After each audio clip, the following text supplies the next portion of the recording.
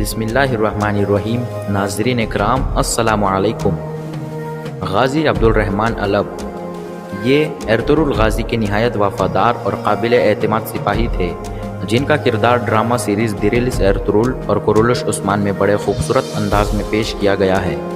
ان دونوں سیریز میں ان کا کردار دیکھنے کے بعد لوگ ان کے فینز ہو گئے اور ان کی اصل تاریخ کے بارے میں معلومات تلاش کرنے لگے کہ غازی عبد الرحمن کون ہیں، انہوں نے کون سی فتوحات میں حصہ لیا، ان کی وفات کب ہوئی اور انہیں کہاں دفن کیا گیا وغیرہ وغیرہ۔ ان سوالات کے جوابات جاننے کے لیے ویڈیو کو آخر تک دیکھیں، اور اگر آپ نے ہمارے چینل کو سبسکرائب نہیں کیا ہے تو براہ کرم چینل کو سبسکرائب کرنے کے ساتھ ساتھ بیل آئیکن کو بھی دبا دیجیے تاکہ ہماری نئی ویڈیو کی نوٹیفیکیشن آپ تک پہنچ سکے۔ ارطغرل غازی کے دیگر سپاہیوں یعنی ترغت الب، بامسی الب اور دوغان الب کی طرح عبد الرحمن الب بھی ارطغرل غازی کے نہایت وفادار اور جانثار سپاہی تھے۔ سیریز میں انہیں حائمہ خاتون کے محافظ کے طور پر دکھایا گیا ہے۔ غازی عبد الرحمن الب عثمانی فوج کے کمانڈر کے رتبے پر فائز تھے، جنہوں نے سلطنت عثمانیہ کے قیام میں نہایت ہی اہم کردار ادا کیا ہے۔ سلطنت عثمانیہ کے تشکیل و قیام کے دوران ان کی فتوحات کی بنا پر انہیں غازی کا لقب دیا گیا۔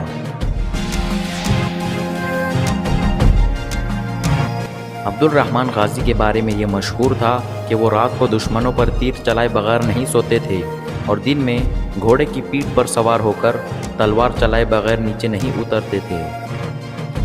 معلومات کے وسائل کی کمی کی وجہ سے ان کی پیدائش کی جگہ اور تاریخ واضح نہیں ہے۔ انہوں نے نہ صرف ارطغرل غازی کے لیے خدمات انجام دی بلکہ ان کے بیٹے عثمان غازی اور ان کے بعد اورحان غازی کے لیے بھی اپنی خدمات انجام دی، یعنی انہوں نے بھی ترغت الب کی طرح طویل عمر پائی۔ جیسا کہ ہم سب جانتے ہیں کہ سلطنت عثمانیہ کے قیام کے وقت کئی فتوحات عمل میں آئی۔ ان فتوحات میں غازی عبد الرحمن نے نہایت اہم کردار ادا کیا ہے۔ وہ آئیدوس قلعے کے فاتح کے طور پر مشہور ہے، جو قسطنطنیہ یعنی موجودہ استنبول کا دروازہ تھا، اور اس قلعے کی فتح کو فتح استنبول کا آغاز بھی کہا جاتا ہے۔ انہوں نے سخت مقابلہ کیا اور صرف خدا کی فتح پر بھروسہ کیا۔ ان کی نظم و ضبط، رحم دلی، لوگوں کے ساتھ دوستانہ سلوک کی وجہ سے کئی اناطولیوں نے اسلام قبول کر لیا اور اسلام میں شامل ہو گئے، اور کئی لوگوں نے ان کا خیر مقدم کیا اور ان کی حمایت کی۔ ان کے دور میں بازنطینی سلطنت تیزی سے بڑھتی ہوئی سلطنت عثمانیہ پر حملے کرنے لگی، لیکن عبد الرحمن غازی نے اپنے دوسرے سپاہیوں کے ہمراہ ان لشکروں کا ڈٹ کر مقابلہ کیا اور ان کو اپنے قلعوں کی حفاظت کے لیے بھاگنے پر مجبور کر دیا۔ آئیدوس قلعہ 11ویں اور 12ویں صدی کے درمیان مشرقی رومن امپائر کے دور میں تعمیر کروایا گیا۔ سلطان اورحان غازی کے حکم کے مطابق غازی عبد الرحمن الب نے اپنی کمان میں آکچا کوچا اور کونور الب سمیت پہلے سماندرا قلعہ فتح کیا اور اس کے بعد آئیدوس قلعے کا محاصرہ کیا اور اسے فتح کر کے تاریخ کے صفحات میں اپنا نام درج کروا لیا۔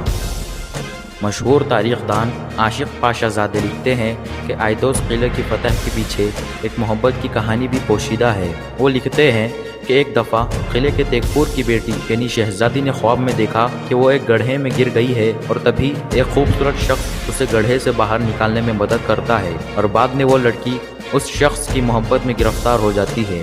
قلعے کے محاصرے کے دوران جب اس لڑکی نے عبد الرحمن الب کو دیکھا جو عثمانی فوج کے رہنما تھے، اسے اندازہ لگ چکا تھا کہ عبد الرحمن الب ہی وہ شخص ہے جس نے اسے خواب میں بچایا تھا۔